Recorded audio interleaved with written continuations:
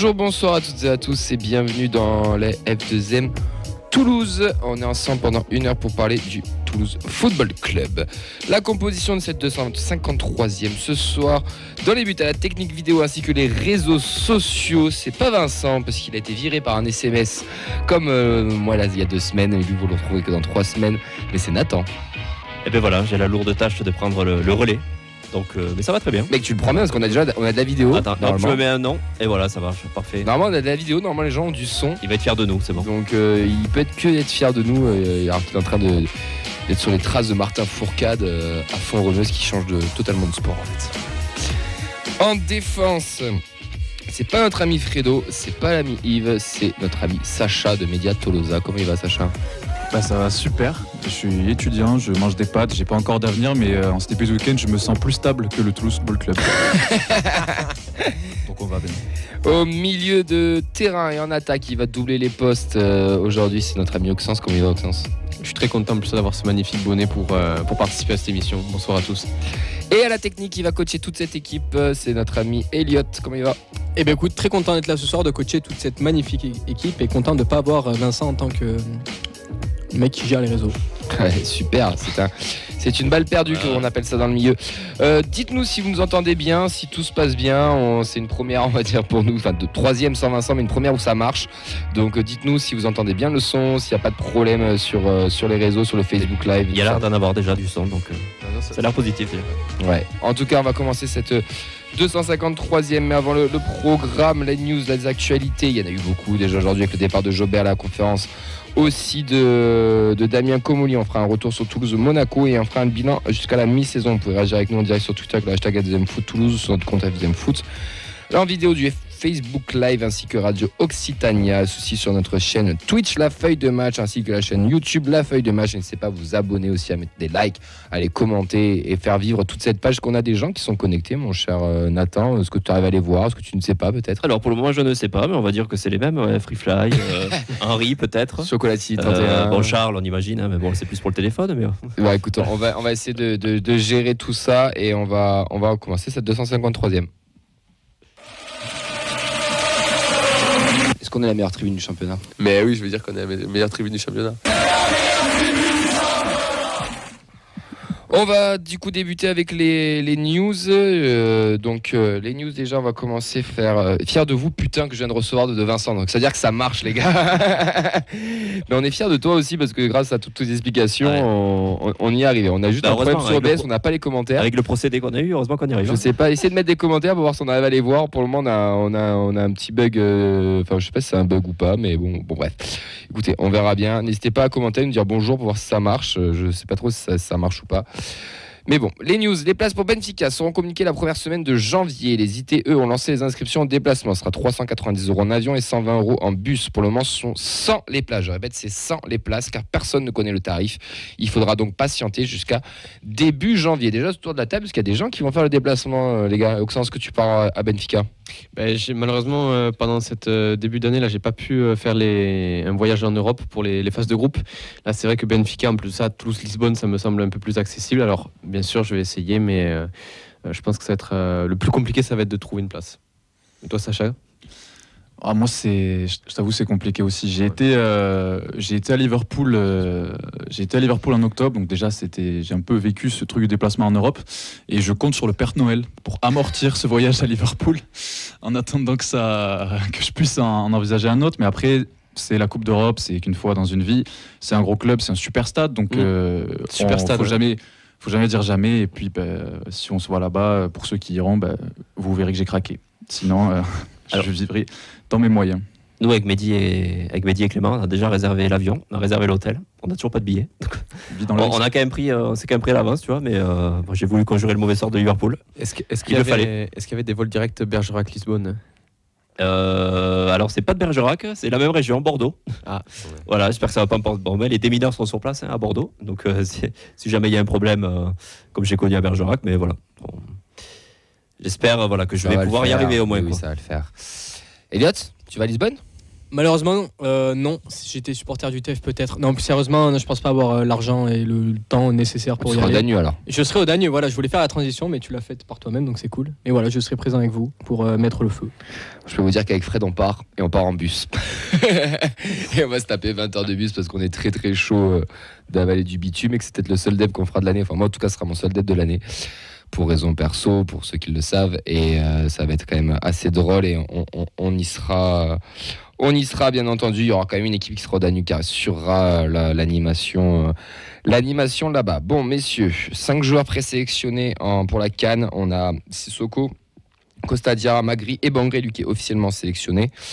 Donc déjà une potentielle perte de 5 joueurs. Un qui est sûr qui sera pas là, qui joue pas trop, 98 minutes de temps de jeu depuis le début de la saison, donc c'est pas non plus un gros élément qu'on perd entre guillemets. Je mets bien des grosses guillemets avant qu'on me tombe dessus. Mais en tout cas, on a un effectif qui est déjà un petit peu court. S'il y en a 5 qui partent, et quand on voit Costa, Diarra, Magri, Sissoko, c'est quand même 4 joueurs importants. Je ne veux dire pas forcément titulaires, mais importants. C'est ce que je me disais. Bangré, c'est peut-être le moins préjudiciable, mais tous les autres, c'est des joueurs vraiment importants de cet effectif-là.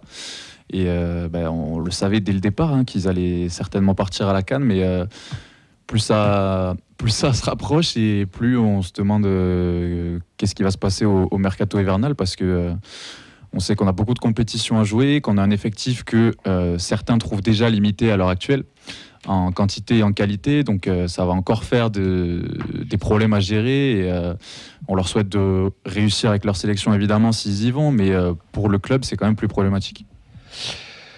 Oui. Bon, en tout cas, en parlant de mercato et de tout ça, on va passer à la conf de presse. Enfin, toi, tu vas ajouter un truc à Auxence ou pas ?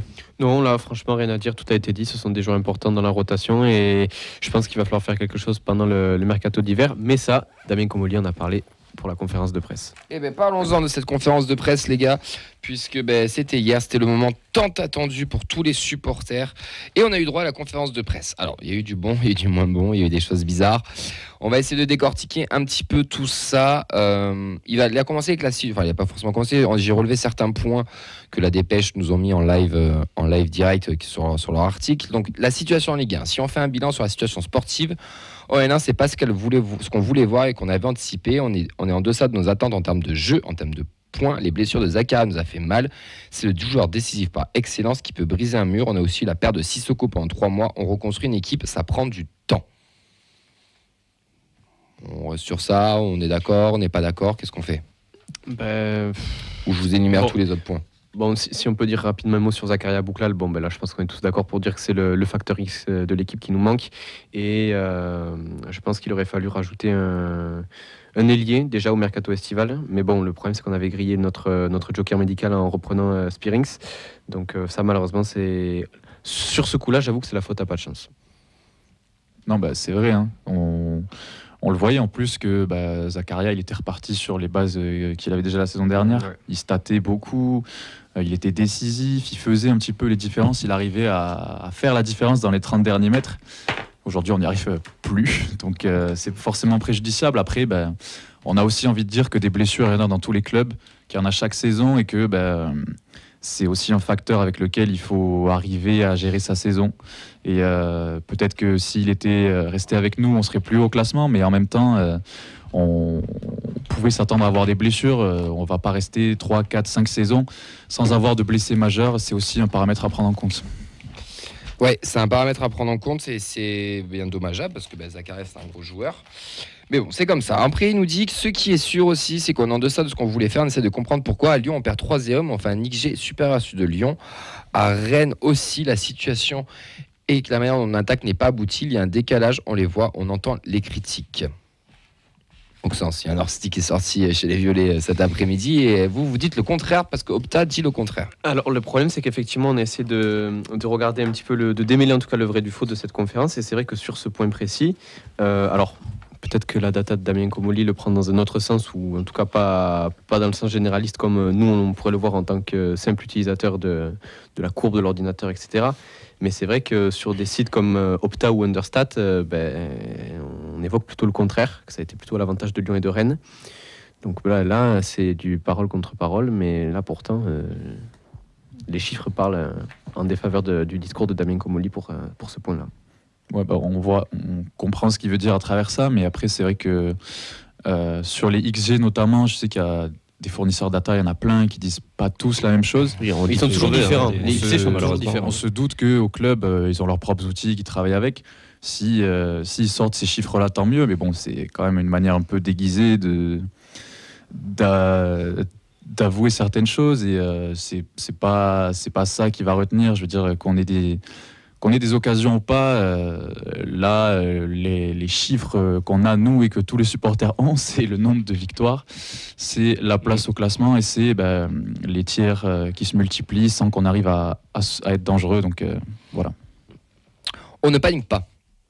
Ça, c'est le discours de Damien. Il dit qu'on dans la remise en cause, on se questionne en permanence. Il y a des facteurs chance et pas de chance. Quand on perd 7 points dans les dernières minutes, il y a un côté pas de chance, mais aussi des choses qu'on ne fait pas bien. Aussi, avec ces points, on serait dans une situation différente. On ne panique pas, on connaît les remèdes, on est en train de le faire. Ça prend plus de temps que prévu. On est très calme. Vous êtes calme, vous êtes inquiet? Franchement, finir la phase aller avec 2 victoires, je suis pas très calme. Et d'un côté, j'ai envie de dire, nous, c'est ici ce qu'on a souvent dit aussi, c'est qu'il faut laisser du temps à Carles. Donc il est dans ce discours-là, après peut-être un peu trop positif vu la situation un petit peu d'urgence. Le problème, c'est que je peux comprendre qu'il faille laisser du temps à Carles, mais là le problème c'est que le temps presse et on commence à glisser petit à petit au classement. Ça fait quand même un petit moment qu'on n'est pas remonté. En fait on chute tout doucement surtout, voilà, mais sans être détaché pour autant, et la chance qu'on a c'est que devant ça décolle pas, donc ça, oui, mais ça c'est quand même positif, mais je veux bien laisser du temps, mais au bout d'un moment il va falloir quand même inverser la vapeur, quoi. Damien Comolli, ça n'a jamais été quelqu'un il a un côté toujours très serein dans sa communication. Il donne cette image d'être toujours sûr de lui, de savoir ce qu'il fait. Il est le mec qui a confiance en lui et avec les gens avec qui il travaille à 100%. Mais là, avec tout ce qui se passe, franchement, moi j'ai toujours été dans l'équipe plus optimiste, patiente, etc. Mais je pense à ceux qui sont en stress et qui ont peur depuis le début de la saison. Là, ils doivent être. Je me fais du souci pour eux pendant les fêtes. On a aussi quelque chose qui a été avoué et affirmé, j'ai envie de dire, c'est qu'on garde Carles. On s'attendait tous à peut-être potentiellement quelque chose, une annonce concrète comme quoi il est sauté. Non, on garde Carles. Il nous dit même l'apport de Carles. Je suis très content qu'on ait changé. Il a tout changé. Les chiffres montrés étaient de vrais chiffres. On a des outils de nos performances. On sait que le potentiel de l'équipe sera qu'en fin de saison qu'on aura les réponses. Après 17 matchs de championnat, il y a plein d'aspects sur lesquels on manque de repères. Il y a une unité forte entre les joueurs et le staff, mais aussi avec la direction. On n'envisage rien d'autre que ça, c'est trouver des solutions. On a identifié les problèmes, il faut trouver des solutions. On a un degré d'exigence fort. Quand ça ne marche pas, on n'est pas content. On est plus exigeant avec lui qu'avec un autre. On ne fonctionne pas en nombre de points. Je serais incapable de vous donner notre nombre de points de l'année dernière. On ne fait pas de projection, on ne fonctionne jamais ou extrêmement rarement. On est déjà en alerte. Carles a les solutions. C'est du travail, une remise en cause. Et ça, c'était le gros point de cette conférence de presse, j'ai envie de dire, non ? Moi, Vas-y, attends. Donc, je disais par rapport à ça, moi, au final, je trouve qu'on se démarque des autres clubs. Là où dans d'autres clubs, tu aurais l'entraîneur qui aurait sauté, là, on laisse sa chance au produit. Moi, je trouve pareil. Hein, j'ai été critique, je suis toujours critique envers ce que je vois, parce que c'est factuel. On s'ennuie, ça me rassure pas, mais on dit qu'un mercato se juge en 4 mois ou plus, ou en 3 ans, ouais, ou un nouvel entraîneur qui arrive avec effectivement tout à refaire, hein, puisqu'il y avait peu l'an dernier. Par rapport à ce qu'il y avait l'an dernier, il y avait peu de certitudes en début de saison. Donc on tente de nouvelles choses. Quelque part, le fait de le conforter, je me dis, on fait pas comme les autres. On fait pas comme les autres. Alors, est-ce qu'on va se casser la gueule avec ça ? Peut-être. Mais voilà, je suis très très partagé moi par rapport à ça, et quelque part je me dis 4 mois c'est peu à la fois, mais par rapport à ce qu'on voit c'est vrai qu'il y a un fossé par rapport à ce qu'on avait vécu avant. Après, donc voilà, quelque part c'est assumé. Alors après, est-ce qu'on va avoir un discours ambivalent, c'est-à-dire de dire on le maintient et 3 semaines après on voit qu'il saute, ça je sais pas si c'est dans le fonctionnement de Comolli, puisqu'il y a beaucoup, en général quand ton président te rassure c'est que tu sautes 3 semaines, un mois après. Donc voilà, je trouve le discours cohérent si on juge sur du long terme. Après, justement, est-ce que cette conférence, est-ce que c'était vraiment le moment et le lieu pour désavouer Carles publiquement ? Ça, je pense pas. Donc, Il est obligé de parler de Carles. oui, voilà, forcément, la question allait être abordée. On l'attendait mais, tous sur ça. Mais je pense pas que, quoi qu'il arrive, je suis persuadé que Damien Comolli ait tenu ce discours-là, dans le sens où il va pas dire publiquement « Ah ben non, là, sachant qu'il l'avait quand même confirmé quelques semaines auparavant, il va pas dire « Ah ben non, là maintenant, ça suffit. » Ça aurait pu être possible. Le fait de dire « Je soutiens mon entraîneur », de le virer 3 jours après, il y a plein de clubs qui l'ont fait. Oui, mais ce que je veux dire, c'est que je me dis que c'est un discours de façade qui est déjà préparé. Quoi. Je pense qu'il a le totem Europa League aussi. Oui, le totem Yeah, parcours alors, Europe. moi, ça joue aussi. j'ai fait un sondage, j'ai posé une question sur Twitter. Est-ce que il a brûlé son dernier joker face à Monaco? Et il y en a plein qui disaient que il l'avait déjà brûlé bien avant, et d'autres qui disaient non, l'Europa League aussi lui sert de totem. En tout cas, on garde Carles. Est-ce que vous, je sais pas, pour d'un point de vue global, parce qu'après il a abordé plein de choses, le mercato, aussi le trophée des champions. On va pas avoir le temps de revenir sur tout ça, parce que le temps passe, et en plus on a Charles qui va vouloir intervenir. Mais est-ce que cette conférence de presse, elle vous a, vous a répondu à vos questions? Est-ce que vous étiez content de ce qui a été dit? Est-ce que vous êtes déçu? Est-ce que vous êtes encore plus dans le flou qu'avant? Enfin, quel est votre sentiment? Sacha, quel est ton sentiment? Plus dans le flou, peut-être pas. J'ai l'impression que quand même sur le fond, dans le sous-texte, il y a une bribe de mea culpa sur certaines choses, ou d'admettre que il y a des choses qui vont pas. Il essaie d'être rassurant, on travaille sur ça, on a identifié les problèmes, on va essayer de les résoudre. Donc ça encourage à être avec lui. Parce que, je veux dire, on est tous ensemble dans le même bateau. Moi, j'aime pas les gens qui essayent de tirer un petit peu sur tout le monde et de se dézinguer entre eux. Il faut arriver à trouver ces solutions. Et en même temps, c'est vrai qu'il y a certains points où j'aurais aimé peut-être que les questions qu'on a s'éclaircissent un peu plus. Et on se doutait qu'on allait avoir un discours de façade qui était déjà préécrit et qu'il allait juste recracher. Mais j'aurais aimé creuser un petit peu plus certains sujets quand même. Ouais, par exemple, les rumeurs de vente, c'est quand même un sujet. Mais les rumeurs de vente, ceux qui nous écoutent depuis 3 ans, ou depuis 6 ans, pardon, et qui depuis le rachat du club, depuis qu'on a été racheté, on est en vente. C'est ça qu'il faut comprendre. Ouais, mais là, on est sur un fonds l'occasion de d'investissement. le légitimer un peu plus, parce que Damien Comolli, il parle tellement rarement à la presse que là, ça aurait été peut-être le moment de. Et surtout que maintenant, bon, on va en parler après. Mais non, mais tu peux le dire, vas-y. Le départ d'Olivier Jaubert qui a été confirmé. Tu penses que c'est lié à une vente? Je sais pas, mais en tout cas, il a dû se passer un truc entre la conférence et l'officialisation du départ entre-temps. Pourquoi ne pas en avoir parlé pendant la conférence? Ça, je sais pas. Ou alors, qui est quand même un pilier. Oui, c'est le le renouveau numéro du club. 2. Jobert, on va en parler après. On va terminer voilà. sur la conférence de presse. On va accueillir Charles. Putain, c'est déjà 20h20. On va accueillir Charles avec nous. Comment ça va, Charles? Ça va les gars, ça va. Je vais faire vite. Je vais juste ouvrir quelques petites pistes là, parce que moi quand j'entends ce que vous dites, là je vais être contrariant aujourd'hui, je pense, parce que quand j'entends notre président nous a endormis gentiment, et là vous avez tous écouté la messe. Donc je vais vous expliquer ce que je pense et ce que j'ai senti moi par rapport à ça. Attends, on n'a jamais dit qu'on était d'accord avec lui. On a juste analysé ce qu'il avait dit. Non, mais ça fait 3 ans qu'il nous fait de la com. Non mais là voilà, mais là il nous fait il nous en a fait une jolie là. Là il nous en a fait une jolie. Donc Mister, on va vite, parce que j'ai écouté 45 minutes 2 fois pour vous dire, pour vraiment être sûr de ce que je vous dis et de ce que j'entends.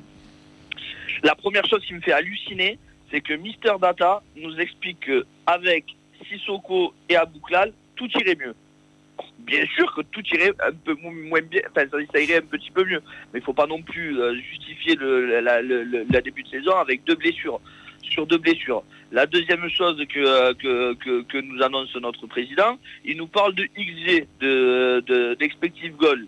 Eh bien, en réalité, on est bien d'accord, Oxens l'a vu, c'est pas réellement vrai ce qu'il a annoncé. Donc, c'est fait pour que Papi Mami qui ouvre la dépêche demain, il voit la conférence de presse de Comolli, qui dit il nous dit j'ai trouvé les remèdes, j'ai trouvé le problème, on a trouvé, maintenant on a les remèdes, il faut attendre que ça agisse. Mais alors déjà la première question, c'est depuis quand tu connais le problème, depuis quand tu as mis le remède, et depuis quand tu attends que ça agisse. Ça m'arrangerait de savoir depuis un petit moment. Et on va terminer par le coup du spectacle, quand il fait preuve d'arrogance comme il a fait là, ça personne l'a vu, ou c'est pas passé une seule fois derrière. quand il dit les supporters nous soutiennent. Bien sûr qu'on le soutient, ça fait 3 ans que tu nous as fait rêver. Mais je regarde aussi avec Célène, en plus il parle de sa femme à ce moment-là, on regarde aussi les commentaires et tout ça. Mais moi je vois les gens qui viennent au stade. Mais comment ça, M. Comolli, vous pensez que les gens qui font des commentaires et qui se fatiguent tous les mardis ou les vendredis à discuter de votre club, ils vont pas au stade, donc ils n'ont pas le droit de critiquer, donc vous les écoutez pas? Je suis pas sûr que c'était forcément nous qui étions visés. Ouais, ben je sais pas qui visait, mais en tout cas, s'il n'est pas capable d'écouter les commentaires, parce que il faut être abonné pour pouvoir parler. Bon, je pense qu'on a une petite idée de. Je pense qu'il y a pas que nous qui parlons du TFC, il y a plein d'autres médias. C'est pas forcément nous. Après, écoute, ça c'est pareil, c'est de la com. Enfin, on s'en branle. Il écoute, il regarde. Moi, je peux te dire une chose, c'est qu'ils écoutent tout et ils regardent tout. Mais du moindre tweet au moindre commentaire de Jean-Paul, Jacques ou machin, ils regardent et ils suivent tout sur tout. Et qu'est-ce que vous en pensez de ce que je vous dis là, quand je vous relevais les points que je vous ai dit? C'est des points que vous aviez tous. Et oui, après, de toute façon, moi personnellement, j'ai regardé cette conférence de presse, j'ai regardé les trucs. Il fait du Comolli, qu'est-ce que je te dis? Il nous apprend rien, il donne aucune communication, il se contredit sur plein de choses. Il sent que le bateau, il est en train de... Il tangue et il essaie de faire tout pour tout. Nous, on avait deux choix où on pensait qu'il y a 2 solutions, pardon. Et c'est Mehdi qui l'a dit hier dans 100% TFC sur France Bleu, et je pense qu'il a totalement raison. C'est où il est complètement fou et il nous emmène droit dans le mur, ou alors, peut-être qu'on va tous faire nos gueules et qu'il aura raison dans 6 mois. Ah c'est pile ou face. Oui, bien sûr. Mais lui, en tout cas, il y croit. Maintenant, nous, on aura beau critiquer, on aura beau... râler, commenter, etc. C'est lui à la fin qui prendra toujours toutes les décisions. Et il y a une autre chose, un paramètre à prendre en compte, et là où on n'a pas les infos non plus, c'est qu'il y a peut-être une vente aussi qui est derrière. Peut-être qu'il ne fait pas sauter Carles parce qu'il peut pas le virer parce qu'il y a une vente potentielle. Jobert qui vient de se barrer, ça nous donne des pistes aussi. En fait, on est dans le flou et je pense que n'importe quel suiveur du TFC, qui soit supporter ou même les médias qui le suivent, ne savent pas ce qui se passe dans les bureaux. Ils ont tout fermé et ils nous montrent juste ce qu'ils ont envie de nous montrer. Et ça, faut vraiment se le mettre en tête et bien le prendre en compte. Personne ne sait ce qui se passe dans ce putain de club. Pour ce qu'on n'est pas, et c'est ça qui me fatigue un peu, c'est quand il nous dit je garde. Alors, c'est pas parce que Monsieur Novell est nouveau en tant que métier d'entraîneur que je vais être plus gentil entre guillemets. Mais en revanche, il nous explique qu'il nous a fait évoluer dans toutes les courbes du club. Les U19, ils en sont où? Les U17, ils en sont où? À part les féminines, qui en est où? Qu'est-ce qu'il a réalisé dans ce club qui aujourd'hui est marquant? Après, ça, c'est des résultats que tu parles. On ne sait pas ce qui se passe dedans, dans les manières des entraînements, des machins. Là, moi, je présume son innocence, j'en sais rien. Il y a Oxens qui voulait te répondre. De la Masia. Alors non, c'était pour... je voulais te mettre un message par rapport aux réactions Facebook des gens, mais bon... Ah, ok, pardon. Il y a Nathan qui on peut continuer. Ah, oui, pardon. Mais après, c'est... Moi, je vous avoue, je suis perdu. Je sais plus quoi en penser évidemment. Je te sens Camille perdu aussi. Non, mais de toute façon, depuis qu'ils ont racheté, là, on s'est branlé la nouille là parce qu'on a gagné une Coupe de France. Mais si on l'analyse, la Coupe de France, elle cache la misère de l'année dernière aussi. Là, l'Europe cache la misère de cette année. Comolli, il fait du Comolli. Et de toute façon, on est juste un putain de produit qu'ils sont en train de réévaluer pour le vendre. Ça, tant que les gens l'auront pas compris et ne voudront pas se le mettre dans la tête. Tant pis. On est sous pavillon américain depuis 3 ans. On est juste un putain de produit, on n'est plus un club, point barre. Pour rester sur la conférence de presse, moi, ce qui m'inquiète le plus, c'est pas tant le fait d'avoir confirmé Carles Martinez, le fait d'avoir des rumeurs de vente autour, etc.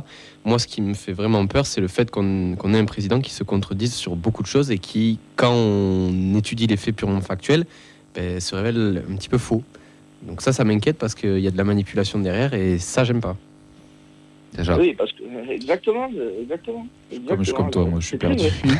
Mais c'est pour ça que je dis que je suis entièrement d'accord avec toi. En fait, on ne sait pas ce qui se passe et c'est pour ça qu'on a peur parce qu'on ne sait pas, on est dans l'inconnu, tu vois. Et forcément, en plus, quand il y a des gens qui s'en vont, on ne sait pas qui on va récupérer derrière. Mais je reste un supporter, donc je prends les matchs les uns après les autres et je kiffe toujours venir au stade et ça changera jamais. Donc c'est vrai qu'on a un produit à vendre, mais j'ai envie de dire que on a quand même...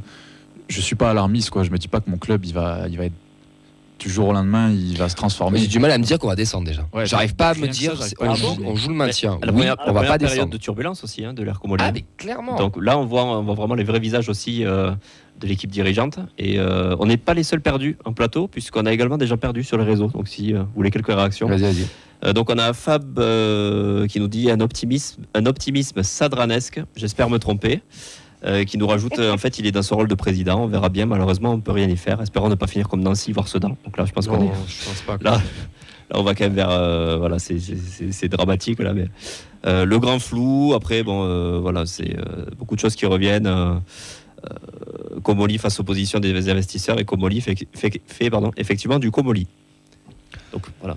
Messieurs, tu veux rajouter une dernière chose, Charles, qu'il faut qu'on enchaîne? Allez, non, mais je te laisse enchaîner, comme ça je te laisse de la place tranquille. Juste une grosse dédicace, parce qu'on l'avait dit, Nathan, il faut absolument qu'on le fasse, c'est pour Yanis et Anas qui nous ont supportés, qui sont des nouveaux auditeurs de la feuille de match et qui m'ont supporté tout le match de Monaco, et respect à eux, c'était bien dur pour eux, à mon avis.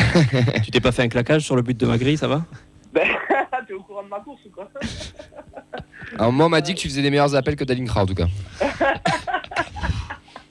Bon, profitez bien, les gars, à très bientôt. Ciao, merci Charles, à bientôt. Au revoir. La conf de presse, elle la retrouve bien sûr sur YouTube. N'hésitez pas à aller la voir, aller écouter ça et réécouter ça. En tout cas, il y a plein de choses qui sont bizarres. Aussi, le trophée des champions où il nous prend un petit peu pour des cons là pour le coup en disant qu'on joue sur un terrain neutre. C'est vrai que de jouer dans le stade à domicile de notre adversaire, c'est un terrain neutre. Ça, mais je pense que je dois pas connaître. Je pense que personne connaît la définition de la neutralité. Il faudrait peut-être que le Larousse la change. Nous, en tout cas, ici, on n'est pas naïf, on n'est pas bête non plus. C'est juste qu'au bout d'un moment, je pense que voilà. C'est de toute façon, c'est comme ça. On n'a pas trop. On le en a choix. connu d'autres. On en a connu d'autres et j'ai envie de. Ça va pas nous dégoûter, ça c'est sûr. Non, mais j'ai envie de laisser la chance au produit. On va voir. Peut-être qu'il a des choses que nous on sait pas. Il y a un mercato qui va arriver. On va faire un petit bilan après. Et écoutez, on verra bien. En tout cas, je pense qu'il nous a pris un petit peu peut-être pour des cons, puisque sur certains points, on verra si c'est le cas vraiment, si ça se réalise. On va patienter, on va attendre. On a un Jobert qui quitte, qui est un directeur général du TFC, et ça c'est une énorme mauvaise nouvelle pour nous. On ne sait pas pour le moment dans quelles conditions, ni pourquoi, ni comment. Moi je peux juste vous dire un petit message de Henri qui m'a envoyé. Il me dit: je viens d'apprendre le départ d'Olivier Jobert. 1, 2, 3. Mais pour l'avoir un peu côtoyé, je peux vous dire que sur l'extra sportif, on avait un grand professionnel au TFC. Ouais. Même si certains choix pouvaient paraître discutables, on peut dire que si le club est bénéficiaire chaque année avant le transfert, on le doit aussi à la politique d'Olivier Jobert, qui a su maximiser les ressources du club. De plus, sur un plan humain, c'est un type sympa et attachant. Voilà, on a perdu McFarlane au recrutement, on a perdu Jobert. Ouais, là ça pue quand même. Il y a des choses, il y a des petits trucs qui puent. C'est pas rattaché au sportif, Jobert, typiquement le marketing. Il a fait revivre en fait cette communauté TFC, puisque c'est lui qui a instauré aussi. Il est à l'origine des abos, du marketing. Et voir un mec comme ça partir par rapport à ce qui a été construit autour du club, c'est vrai que ça met un peu dans le doute. Et c'est fort dommageable. En plus, moi, ce qui me pose question, c'est en cours de saison, quoi. En cours de saison, l'année. Pourquoi du comment, ça c'est un peu ce qui me questionne. Ouais. Pour compléter là-dessus, justement, quelques semaines avant Olivier Jobert, on avait aussi un départ. Bon, ça avait été un petit peu plus discret, mais de Stéphane Roust du TFC, qui faisait partie quand même des hauts placés je crois que c'était le directeur des revenus, si je dis pas de bêtises. Enfin, en tout cas, un mec qui était bien placé dans le marketing. Donc, on sent qu'il y a quand même beaucoup de départs, une vague de départs, en tout cas de tous les hommes qui nous avaient apporté quelque chose de la Ligue 2 jusqu'à la remontée. Donc, et on pourrait faire une conférence de presse pour demander la question aussi. On pourrait. En tout cas, on a fait le tour de tout ça. On va essayer de passer au retour de match de Monaco. Et après, on essaiera de faire un petit bilan de mi-saison.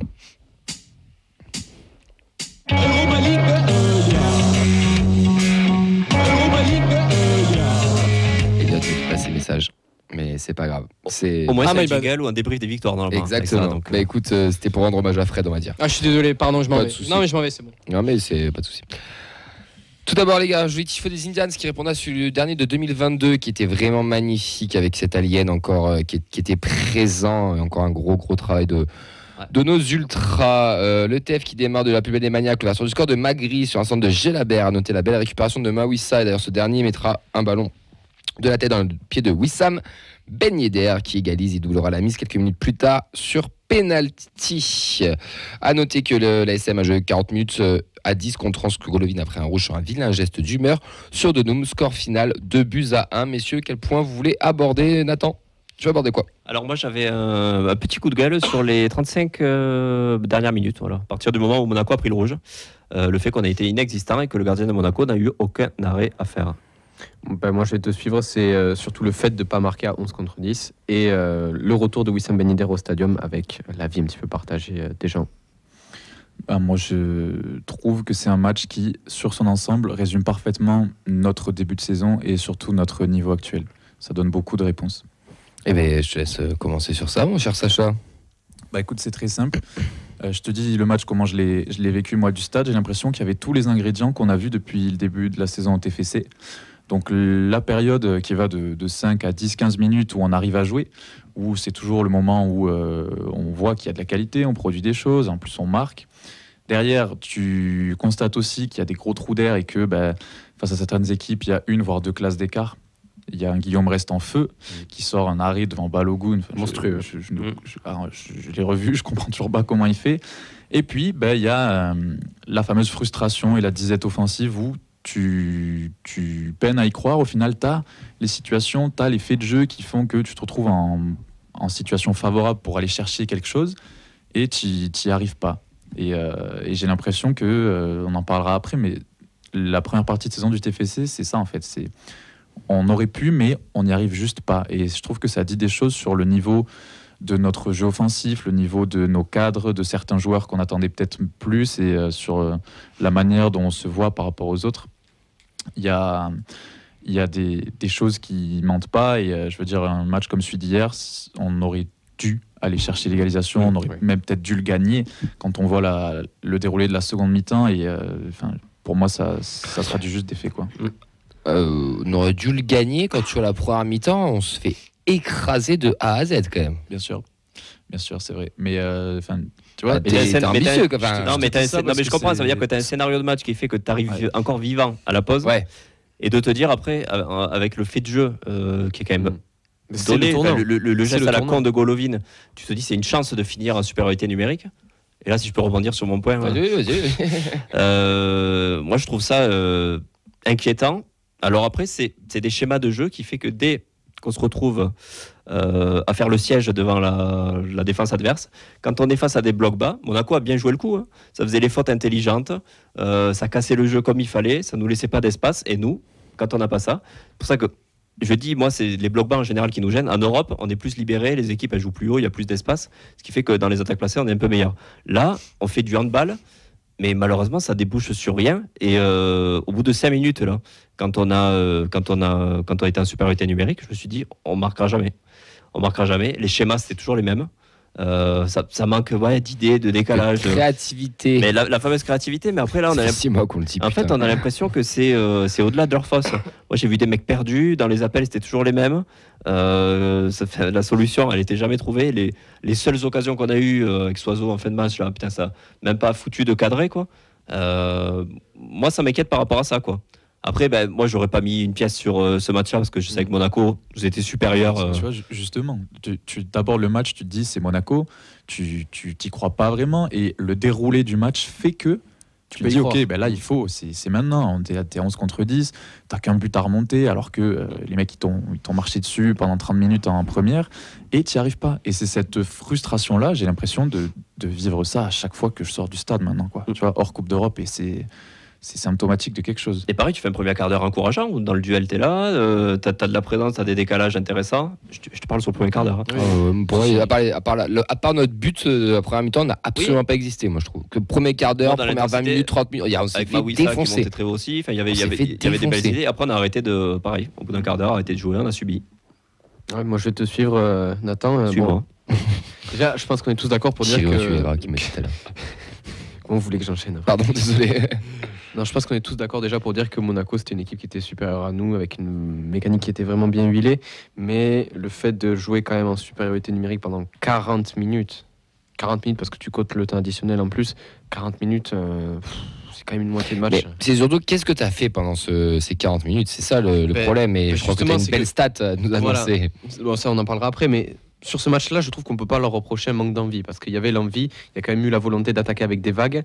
Il y avait la déficience technique, je reprends les mots de Fred, mais je pense que sur ce match-là, contrairement à Rennes, on ne peut pas leur reprocher un manque d'envie, ou le fait de ne pas avoir assez tenté. Mais alors, je peux te couper 2 secondes. Oui. Tu viens de parler de manque de technique. Oui.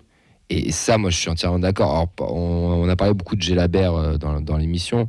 Je sais Vincent qui n'est pas là ce soir, je sais qu'il le défend énormément. Je l'ai pas mal regardé parce que j'ai vu le match en replay. Dans ses déplacements, il est super intéressant, il est super intelligent et tout. Oui. Mais balle au pied, il ralentit le jeu de ouf. 1, 2, 3, 4 touches de balle. Des fois, ça met pas le bon contrôle dans le bon sens du jeu. Enfin, techniquement, il a du mal. Et je trouve qu'il a l'image de cette équipe-là. C'est que techniquement, on a des joueurs. Quand tu vois Monaco, je suis désolé, il y a un step, quoi. Par contre, je suis désolé, mais par rapport à Gelabert aussi, qu'on arrête avec ça, il a pris un coup d'épaule, il est tombé de Minamino quand même. Non, mais c'est pour te montrer aussi que physiquement, dans l'impact, dans le duel, à un moment donné, Non, mais c'est grave. Enfin, je trouve que c'est grave dans cette intensité de. On a des joueurs faire bouffer, quoi, partout. qui se projettent pas non plus. Enfin, putain, je sais pas, il nous manque un truc. Non, mais déjà, le problème, c'est que sur ce match-là, sur les 40 dernières minutes, j'avais l'impression, on en a parlé juste avant, c'était un match de handball. On fait que tourner autour de la surface. On fait des passes de gauche à droite. Tu frappes quand même. Voilà, mais on fait des passes de gauche à droite. Il y en a un qui tente un centre raté, le gardien l'arrête, il relance. Pareil, on revient en attaque, on fait le tour de la surface sans jamais percer. On fait encore un centre raté, le gardien la recarte. Et c'est ça en permanence. Et c'est pour ça que moi, je me pose une question. Et ça fait surtout depuis 2 matchs. Pourquoi personne ne tente sa chance de loin? Pourquoi? Mais peut-être qu'il y a des consignes. Hein. Il y a un exemple criant en première période où Donou met le ballon, ou en première période, où Donou met à l'entrée de la surface, il va pour armer et au dernier moment il fait une passe. Pourquoi tu l'attends pas? Enfin, frérot, vas-y, tu vois. Et peut-être qu'il y a des consignes ou d'un moment, je vois pas d'autre solution. Le problème, c'est qu'il y en a certains, on a l'impression qu'ils veulent rentrer dans les cages avec le ballon. Ouais. Oui, non, mais je suis d'accord. Peut-être qu'on ne sait pas tirer. Non, mais tu fais du Barça d'époque, sauf que ça marche quand t'as des joueurs. Non, mais je sais pas. T'as une frappe qui est contrée, tu peux essayer de gratter un corner ou tu tentes quelque chose après. Mais je crois que c'est Nicolas Hyssen à un moment qui se retrouve dans la surface, ou je sais plus, un gaucher, Suazo, je sais plus qui, le ballon lui revient dessus. Et il fait un contrôle avant de vouloir allumer. Enfin, et quand tu allumes, en fait, tu as ton ballon qui est renvoyé dans l'axe, tu as une défense qui est déséquilibrée aussi. Tu crées du mouvement, tu crées de la panique dans la défense. Et là, en fait, Monaco attendait. Monaco connaissait le système. La stat, parce qu'elle est effrayante. Ouais, alors la stat, justement, on en a longtemps parlé. Le TEF s'est longtemps frotté au rocher sans jamais céder. Wow. Nos violets ont été trop inoffensifs. En attaque, et mercredi soir, ils ont pêché, on l'a dit, dans un seul domaine, c'est les centres. Et pourtant, c'est ce qu'on leur reprochait le week-end dernier. Bon, vous avez le script quand même, mais je vais essayer de vous faire deviner en quelques secondes le nombre de centres qu'on a fait sur ce match. J'ai pas lu le script. Parce que lui, il le sait, parce que c'était son 2e point qu'il m'a envoyé par texto. Pensez à Bordeaux. Vas-y. 33 Ouais. Voilà, c'est ça. Donc, on a effectué 33 centres. Bon, malgré tout, il y en a quand même un qui a été décisif, celui de Gelabert pour Magri. Le seul. Voilà, mais pour ce qui est des 32 autres, on est à moins de 40% de réussite. Donc, ce qui donne à peu près 13 centres corrects sur 33.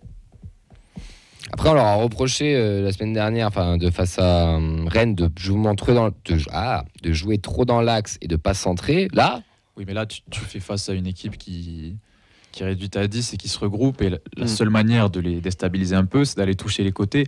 Sissoko, il s'est régalé à faire ces trucs-là, mais tu vois, derrière, il n'y a pas de. Ouais. Je pense que le Auxence disait domination stérile, une frappe contrée ou un centre, le gardien l'arrête. Là, ça va même pas jusqu'à le gardien l'arrête, en fait. Je veux dire, le gardien de Monaco, les highlights de son match, c'est d'aller chercher sa gourde pour gagner du temps, quoi. On l'a pas mis en danger plus que ça, et c'est terrible. Ouais, et pourtant c'est le 3e de Ligue 1 et c'est logique de perdre entre guillemets, mais comme vous dites, le scénario faisait qu'il y avait peut-être quelque chose à jouer, mais moi je te rejoins un petit peu, Sacha, c'est le TFC. Le TFC à son niveau là, et ça représente bien puis un peu tout ce qu'on vit depuis le début de la saison. Et ce qui est fou et ce qui est frustrant, c'est qu'à chaque fois on se dit putain, il manque pas grand chose, il manque juste ça, un peu plus de réalisme, un peu plus d'une action qui va bien, et on l'a jamais en fait. Enfin, ça fait 18 matchs qu'on l'a pas, ou on l'a eu une fois pour moi, on l'a eu une fois face à Liverpool. Mais c'est ça. Pour moi, tu regardes ce match-là, t'as vu aucun match de TF cette saison, tu regardes celui-là, t'as tout vu. Ce qu'on a fait cette saison, t'as tout vu. On va répéter un point qui avait déjà été dit. Pour moi, il manque quelqu'un qui a du caractère, quelqu'un qui est capable de bouger tout le monde, d'aller haranguer le public, d'aller chauffer un petit peu tout le monde. Enfin, quelqu'un qui qui est un nerveux, quoi. Surtout que le public, là, tu le sentais prêt à Oui. rugir, quoi. Oui, Il y avait, oui. il y avait de l'agacement, quoi. Quand on était à la 7e ou 8e phase de jeu autour de la surface Voilà. sans qu'il se passe rien, il y avait vraiment quelque chose à faire, quoi. Tu grattes une touche, tu vas voir le public, tu l'élèves un petit peu pour énerver. Et de toute façon, tu es chez toi, tu as ton public. Tu joues contre une équipe, alors certes c'est Monaco, mais qui est à 10, il faut les faire craquer physiquement et mentalement aussi, quoi. Est-ce qu'on avait les moyens de le faire? Ça, c'est autre chose. C'est chiant à force, hein. C'est chiant. Messieurs, ah oui, pardon, le retour de Ben Yedder, tu veux en parler, Auxence? Un avis Ouais. partagé apparemment. Ouais, un avis partagé parce que bon, on est tous, je pense que tout le monde est au courant des accusations quand même assez graves qui sont. Il est accusé de viol. Voilà, il est accusé de viol. Donc, Assumé innocent pour le moment. voilà, donc tout ce qui est juridique et dans le droit, moi je j'étudie pas dans ça, donc je vais rien dire parce que ça me regarde pas et je veux pas raconter n'importe quoi. Mais c'est vrai que le retour de Wissam, c'était quand même l'une des raisons qui m'avait motivé à braver le froid parce que pour des jeunes de notre génération, je pense que Sacha et Elliott vont pouvoir confirmer, mais c'est quand même la première vraie légende du club, le premier mec qui nous a vraiment. Tout même pour les plus vieux, on l'aime bien. Hein. Aussi, mais Bah, c'est vrai que pour nous, il y a quand même une place à part entière. Surtout au projet TFC. Mais c'est vrai que voilà, il nous a fait mal, un doublé clinique. Ça a été l'un des rares à pas jouer la montre. Après, il est revenu au virage Brice avec un message assez sympa sur le torse. Et bon, on a vu des réactions un petit peu partagées. On avait des gens qui l'applaudissaient pas, d'autres qui l'ont applaudi sans regret. Après, quand tu es Moi, je fais accusé partie de ça. viol, c'est compliqué aussi de lui faire une ovation à un joueur comme ça. Oui, voilà. Moi, mais- j'ai du mal à comprendre. C'est mon petit coup de gueule qu'on puisse siffler nos joueurs à la fin du match parce qu'ils font un mauvais match et par contre applaudir des joueurs qui jouent plus pour nous et qui sont mis en examen. Tu vois, le 2 poids 2 mesures. Je me dis qu'il y en a certains qui vivent encore dans le passé et qui n'arrivent pas à s'en détacher, quoi. Tu sais, il y en a encore qui applaudissent sa boucle là. Ouais. Bon, c'était une balle perdue, ça. Mais moi, personnellement, c'est un joueur que j'adore et que j'ai adoré, que j'adore. Alors, j'étais pas au stade mercredi, malheureusement, mais je n'aurais pas applaudi. Tu vois, j'aurais respecté, j'aurais apprécié qu'ils viennent vers nous, mais je n'aurais pas applaudi. Après, voilà, c'est des choix, c'est des convictions personnelles. Ouais, Chacun voilà, c'est fait, personnel. fait comme il veut. Et s'il se trouve, il sera jugé, et il sera peut-être innocent ou Ouais. pas. On ne sait pas, en fait. On n'a pas les informations, on n'est pas dans le truc. En tout cas, il n'a pas célébré, alors que c'est un même joueur qui est en manque de confiance et qui vient de remarquer, enfin, qui n'est pas toujours titulaire, et qui est titulaire, il nous met un doublé. Bon, bah voilà, il se relance un petit peu.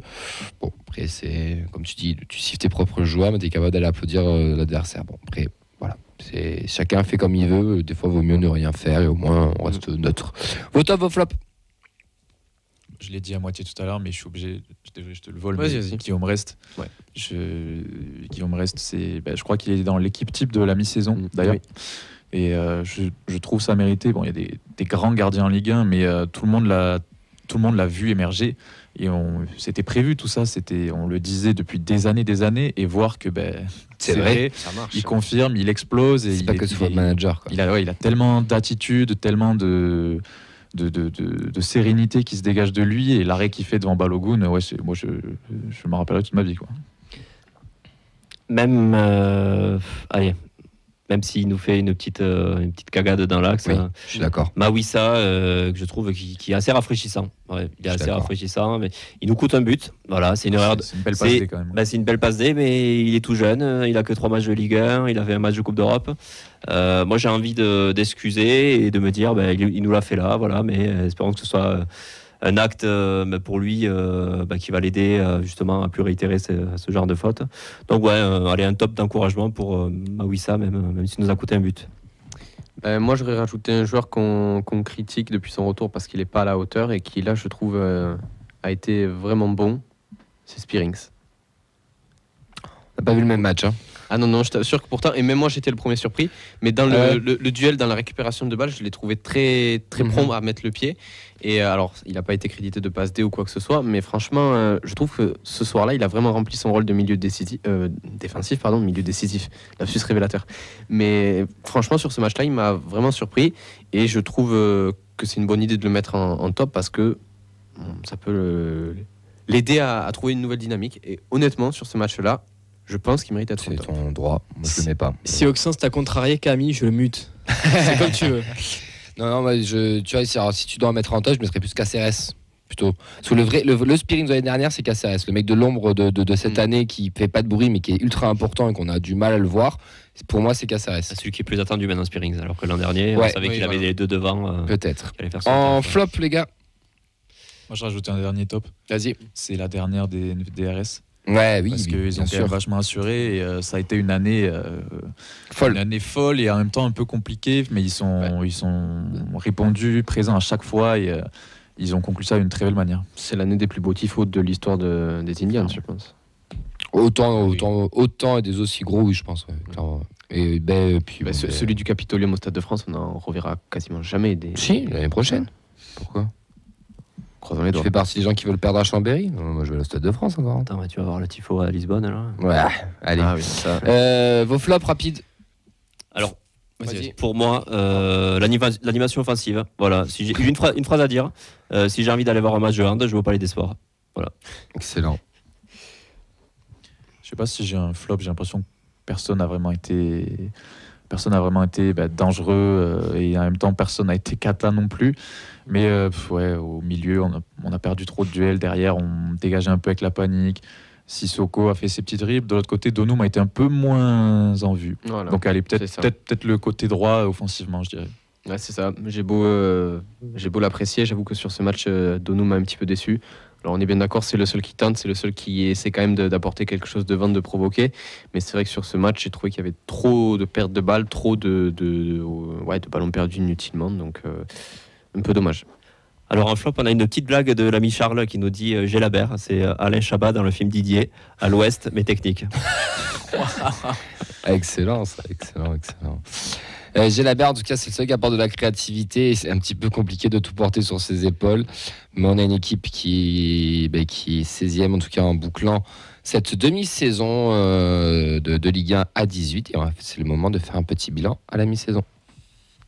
Capitaine, c'est celui qui a la barre, quoi, et qui conduit le bateau. C'est à nous de décider qu'est-ce qu'on veut faire cette saison. Si on veut jouer le haut, si on veut jouer le bas. Et après, t'as les moussaillots. C'est ceux qui rentrent qui vont faire la différence. Et c'est tous ensemble aujourd'hui on va chercher un résultat. Allez, TVC premier barragiste, on a pu gagner plus de 10 matchs. On est qualifié en Europa League en finissant second à un point de Liverpool, en battant d'ailleurs Liverpool à domicile, en prenant 6 points face au LASK, en perdant 0 points face à l'Union Saint-Gilloise, premier de Belgique. Messieurs, comment vous jugez cette première moitié de saison, mon cher Nathan? Comment tu juges ça? TFC barragiste. Alors, comment je juge? On savait que ça allait être une saison de tradition. On s'attendait pas non plus. Moi, je ne m'attendais pas à avoir des folies. On nous en promettait. Alors, quand on change du tout au tout, c'est vrai qu'on on se disait il va falloir du temps. Je ne savais pas que ce serait aussi compliqué que ça. Je ne m'attendais pas non plus à vibrer autant en Coupe d'Europe, à vrai dire. J'aurais pensé l'inverse, de faire une campagne de Coupe d'Europe plus que poussive et un championnat comme on aurait fait l'an dernier, c'est-à-dire sans se faire trop peur. Mais donc voilà. Bilan qui a été quand même tronqué par des départs, par des blessures qu'on n'attendait pas, je pense notamment au Bouclal. Et surtout, au-delà de ça, c'est un jeu en Ligue 1. Voilà, j'accentue sur la Ligue 1. J'ai l'impression qu'on va même pas faire un bilan mi-saison d'Europe aussi, parce que là, j'ai l'impression que c'est à part en fait. Ouais. Il y a 2 TF, et cette saison en Ligue 1, très compliqué, quoi, très compliqué. On en a parlé tout à l'heure dans le débrief de match, peu de prise d'initiative, peu d'envie. Moi, ça m'inquiète un petit peu parce que je me dis, au début, il y allait avoir des réajustements et je sens en fait que c'est comme si on avait atteint un plafond de verre en fait, quoi. Là, sur le match de Monaco, ça a été assez criant. J'ai l'impression que les joueurs vont au-delà de ce qu'ils sont capables de faire et ça m'inquiète. Donc, c'est pour ça que j'espère qu'il va quand même y avoir une remise en question collective qui ne passe pas pour moi, qui n'est pas exclusivement la faute de l'ami Carles, mais je m'attendais à mieux. Je reste sur ma faim. Je suis d'accord avec Nathan. En fait, à la trêve, je me dis que c'est frustrant et peut-être même insuffisant.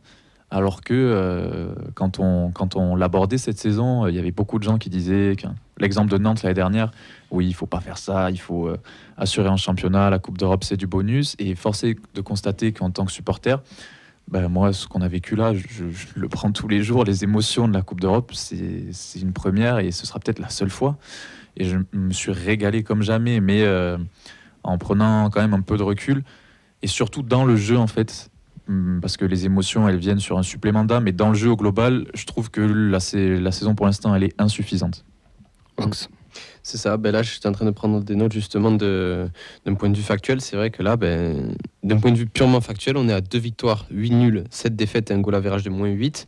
On fait partie des 3 équipes qui ont gagné le moins de matchs cette saison, à égalité avec Lorient et Clermont. Donc ça montre quand même... Les équipes qu'on n'a pas gagné à domicile.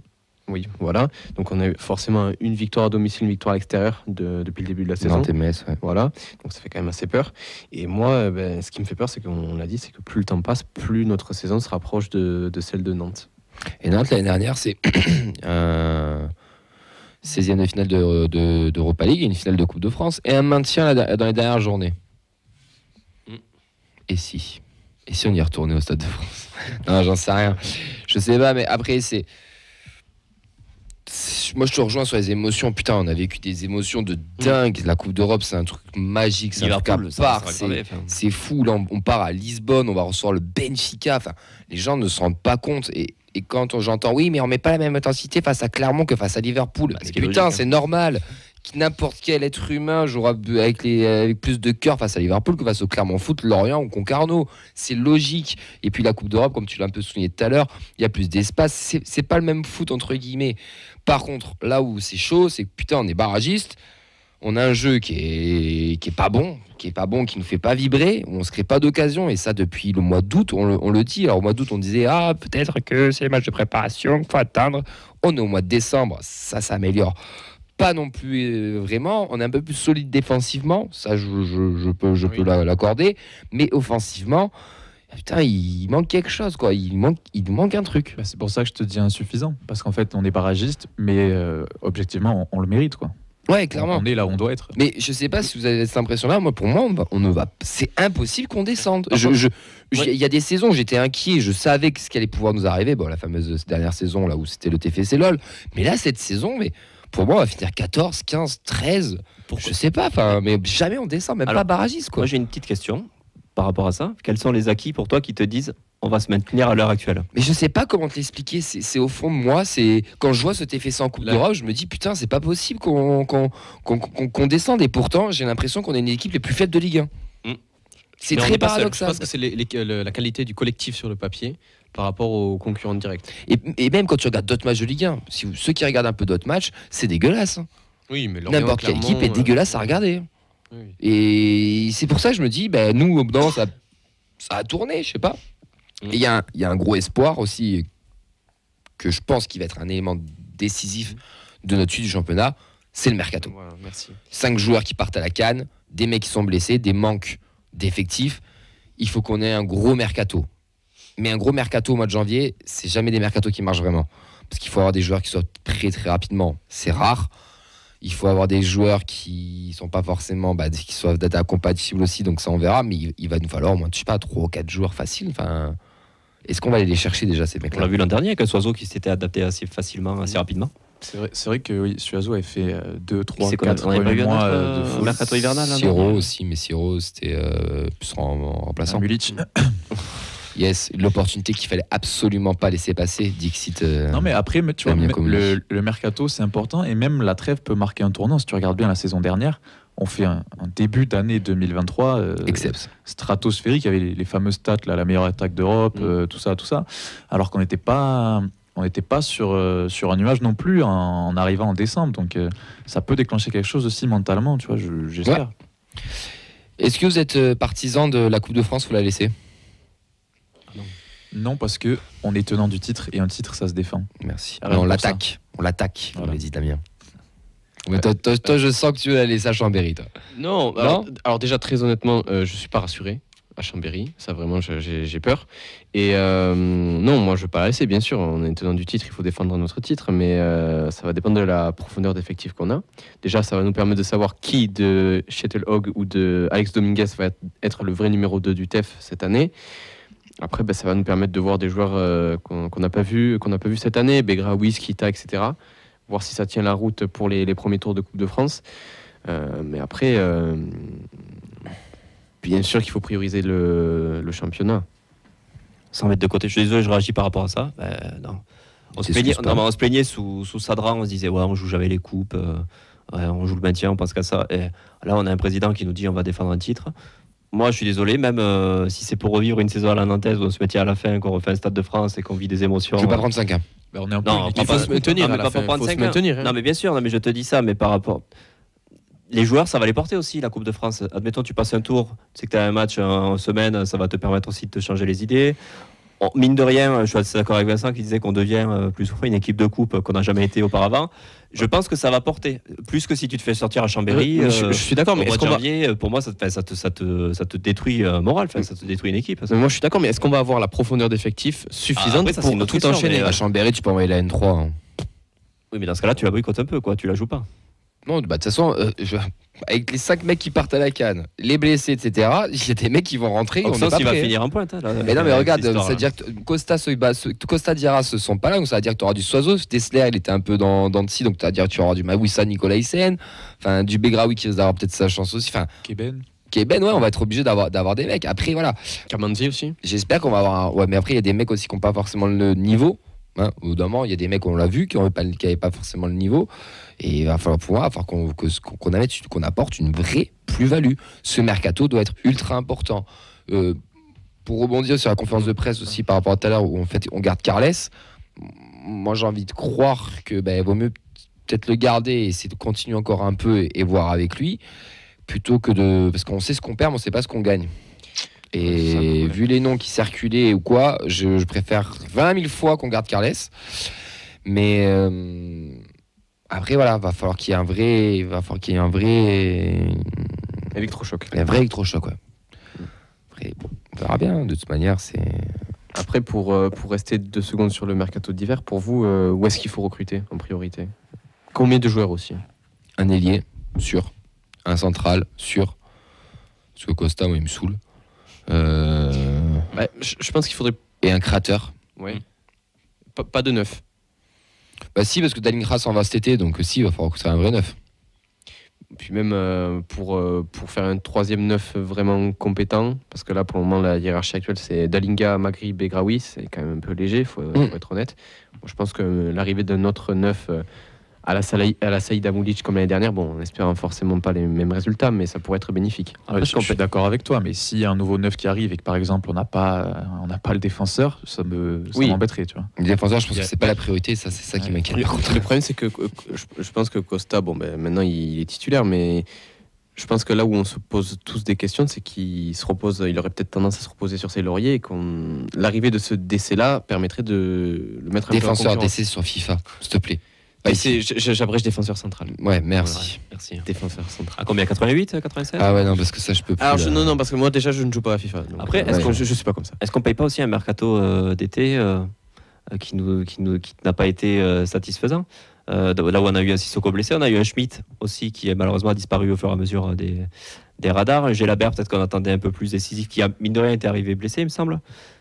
Alors, non, en début de saison, il avait pas arrivé blessé, mais il s'est blessé très vite en pré-saison et après par contre il était prêt pour les premiers matchs de championnat. Après je partage sur les réseaux, il nous faut un meneur de jeu, c'est Fab qui nous le dit, pas forcément un attaquant mais un vrai meneur d'homme, un créateur, ouais, et donc partagé par Charles aussi qui dit un vrai meneur, un vrai créateur, et ouais aussi au-delà de ça c'est du caractère aussi dans cette équipe peut-être avec quelqu'un qui va pouvoir te porter qui va poser des couilles. Pas forcément, mais on sent que ça peut-être ça manque un peu des fois de caractère, ouais. Moi, j'aurais pensé que la victoire contre Liverpool au Stadium, ça aurait déclenché un truc, tu vois, pour le groupe. De se dire que ça y est, regardez ce qu'on a fait, on est capable, on peut le faire, et de vraiment se souder, de se tirer vers le haut chacun. Mais ça galère encore un petit peu quand même. Ouais. Et pour boucler sur le mercato, c'est vrai que moi en attaque, j'aimerais bien, pourquoi pas, je pense que ça va être un profil qui va être difficile à trouver, mais pourquoi pas un joueur offensif qui serait capable d'être neuf et ailier, petit et qui apporte de la vitesse. Moubélé. Un Mohamed Amoura. Voilà. Ouais. En tout cas, on va terminer cette première partie de saison en une place de barragiste en étant 16e de finale de l'Europa League. C'est très, très paradoxal ce qu'on est en train de vivre, mais si le foot, c'est les émotions aussi, c'est pour ça. On a une équipe dirigeante qui se casse un peu la gueule aussi parce que Comoli nous sort une conférence un peu lunaire avec Jobert qu'on apprend aujourd'hui, le directeur général qui s'en va. Mais quelle année quand même. Quelle année 2023. Quelle année magnifique 2023, mais on va pas se mentir, on est un peu paumé. On a un peu tous perdu. Je pense que je me trompe pas si je vous mets tous dans le même sac. On est tous un peu perdus. On sait pas trop où on va. On sait pas trop ce qui va se passer. Aujourd'hui, personne. Enfin, exactement. Mais en tout cas, on sera là, on sera derrière. On a vécu une putain d'année. On va encore vivre de belles choses devant nous. On va essayer de leur faire confiance. De toute manière, on n'a pas vraiment le choix et on va voir ce qu'ils vont nous proposer par la suite. On va, messieurs, je vais terminer, après on enchaîne. Si je peux terminer avec un dernier mot, c'est pas parce que le bateau autant qu'on va lâcher l'affaire. On a vécu des années bien pires que ça et là on sort de 3 années de rêve, faut être honnête. Et voilà, on reste supporter. On essaie d'être quand même un minimum critique parce qu'on se rend compte qu'il y a des choses qui vont moins bien qu'avant, mais on va pas lâcher l'affaire, ça c'est évident. Moi, j'ai jamais cru à la phrase qui dit que l'amour ça dure 3 ans. Yes, excellent, putain. On vous fait un gros big up, on vous souhaite de très très belles fêtes de fin d'année, un bon Noël. Nous on sera en off la semaine prochaine, mais on vous prépare une belle surprise qu'on vous a enregistré un énorme quiz où il y avait toute l'équipe de la feuille de match au sens élargi avec du Rémi, du Sacha, du Fred, du Mehdi, du Elliot, du Oxen, enfin bref, tout le monde était là. Vendredi prochain sera la rediffusion de l'interview de Alain Casanova et ensuite on reprendra le Bleu de Chauffe dès le 2 janvier avec une émission qui préparera le Trophée des Champions, toute l'actualité, le mercato et le 3 janvier, commentaire d'Annie. Passez de belles fêtes et une bonne soirée. Et joyeux Noël. Ciao ciao.